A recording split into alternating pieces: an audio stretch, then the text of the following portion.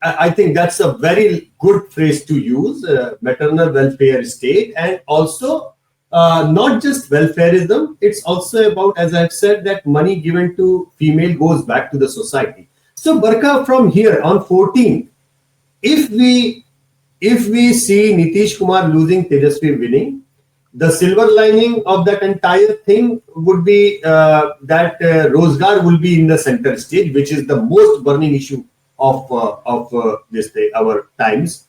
Dark clouds, because the way Tejasvi Yadav is giving a solution to that problem, it's, we all know, impractical and unsustainable. That's why I'm not saying that Tejasvi Yadav coming in is a dark cloud. If he comes in, most welcome. He will symbolize the youth of Bihar, aspiration of Bihar. If so is Prashant Kishore, if he becomes a kingmaker or king himself, he will denote the change. He will drive the change narrative.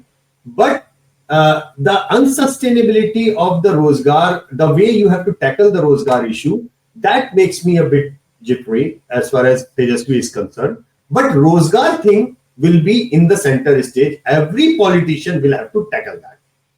If Nitish Kumar wins, then I sense that every sensible politician who wants to run a 25-30 year long political career would be forced to think that I need to come up with a generational policy which can invest in the women vote bank of India, investing in a way which can change their life, transform their lives, and which will force them to get beyond their caste and religious and other identities which their families have kind of struck them in, and go beyond that and vote accordingly. So these are the two lines.